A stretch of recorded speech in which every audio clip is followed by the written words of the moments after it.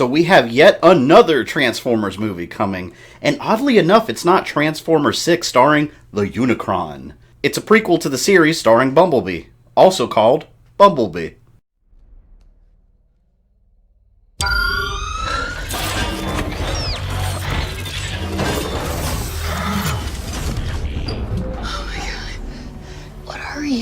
When I saw the very first trailer for this movie, I was not the least bit excited. I didn't really understand why we needed a standalone Bumblebee movie. It didn't make a whole lot of sense to me, especially being a prequel. But now we have a new trailer that dropped, and my excitement levels went from like a 1 to a 10. Seriously, the new trailer did its job. Let's check it out real quick, and we're going to dissect what it all means and why I'm so excited about this movie now. So if you've already seen this trailer and you really don't feel like watching it again, you can go ahead and skip like 2 minutes ahead. I'm Charlie Watson. I'm 18. Today, actually. Is the Beetle for sale? It's yours, kid. Happy birthday.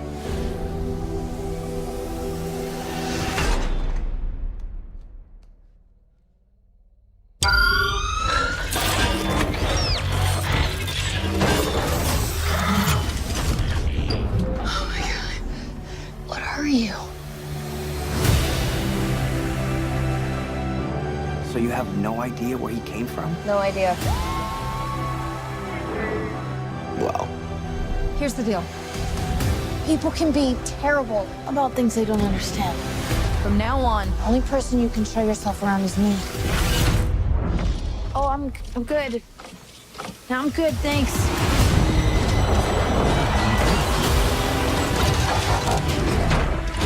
There's a war raging on our planet. If this criminal isn't found, that war may find its way here. Is there anyone that can help you? Do you have a family? Oh, who but me?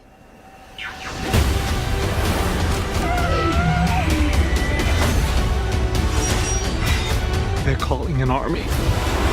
I've seen firsthand, these things really are. Bumblebee, there is only one way to end this war. You must protect Earth and its people. Take it down! My back, me!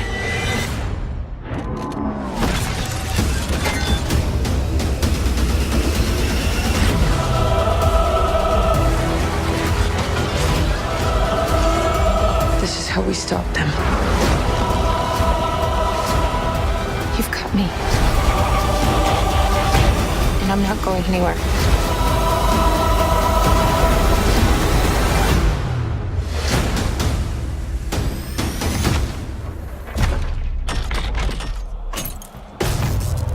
God, I'm so screwed. To start off, let me share an unpopular opinion.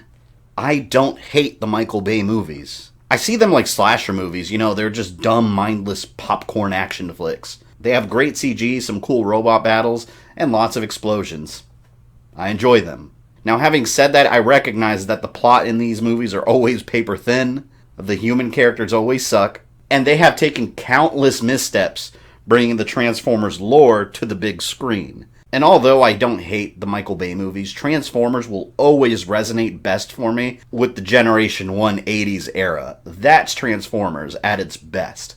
And it looks like finally that's the audience this movie's catering to. I think they finally may have gotten it right. So we know Bumblebee's a prequel, and we know he's the main Transformer in the movie, but what's it about? As far as we know so far, it takes place in 1987. No Sam Witwicky, no humans from other movies. It stars a girl that gets her own car, and it ends up being Bumblebee, similar to what happens to Sam in the first movie. Decepticons are looking for him on Earth, and government agents, who I assume are Sector 7 from the previous movies, especially since we see the dam here where their secret base was located, and led by John Cena, are also tracking him down. And on Cybertron, it looks like the war is still going on, probably in its final days, as the Decepticons are preparing to send an army down to Earth. At least that's the gist of it all that I gathered from the trailer. It's already been confirmed that this is going to be a much smaller story with only a handful of robots in it versus an enormous amount involved in massive CG battles. And I think that's a great move on the movie's part so they can actually give each character time to shine. Now let's examine some of the details revealed in the trailer and some of the new Decepticons we're going to see. Barricade has already been confirmed to be in the movie. If you don't remember him, he was the police car from the Bay films, although they haven't released any footage of him in Bumblebee just yet. When the first trailer aired, we got a glimpse of this character right here, who everyone assumed was Starscream, including myself, especially since Starscream is my favorite Transformer of all time. But he has since been revealed to be Blitzwing. Here's his Generation 1 incarnation right here.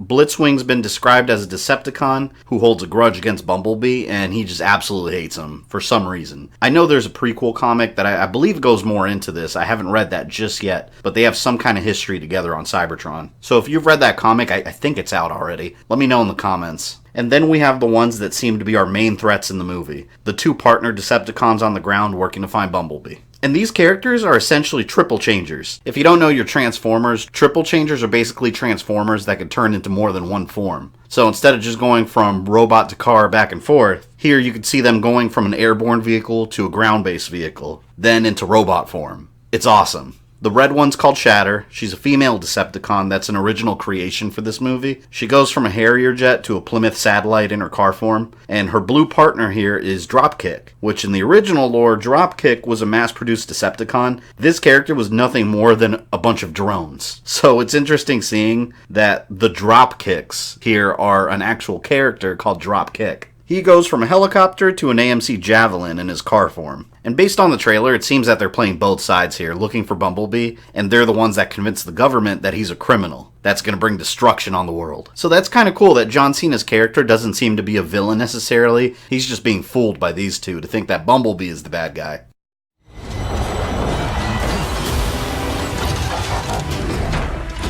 There's a war raging on our planet. If this criminal isn't found, that war may find its way here. We also get a shot of classic Cybertron looking better than it ever has in any of the previous movies, and what I assume is Bumblebee leaving to head for Earth. This is the scene that shot up my excitement tenfold. We get a good look at the war on Cybertron. Look at these character designs. They are literally perfect. Optimus Prime looks just like his Generation 1 incarnation. Here's Soundwave with his audio cassette style chest that opens up and Ravage jumps out of it. At least I believe this is Ravage, and this shot right here almost gave me a stroke. Oh my god. If I didn't know any better, I would think this was a shot from a Fall of Cybertron video game sequel. There's Shockwave looking almost exactly like the cartoon. And I feel like right there on the right, that could be Starscream with maybe Skywarp next to him. You can look at these characters and immediately recognize them as Generation 1 Transformers. This is how you get the look of the movies right. They nailed it. Finally, they nailed it. But how is all this going to fit into the overall story? How is it all going to fit into the Michael Bay universe of Transformers movies? If it even does. Because having Bumblebee hiding out in the 80s and then ending up with this girl, it creates all sorts of inconsistencies in the backstory. In The Last Night, he was around in World War II. Like, is Bumblebee just kind of sporadically helping humans throughout history, then hiding out again and being found by someone? I don't know. I feel like this is creating all sorts of questions. Here's my overall hope for this movie. It's been said multiple times that they've been trying to reboot these movies. And it seems like they're going to do a full reboot after Bumblebee, which to me kind of makes Bumblebee a pointless movie, especially if it's a genuinely good Transformers film. Rebooting it and just kind of erasing it, I mean, what's the point? I hope this movie does well and acts kind of like a soft reboot to the entire franchise.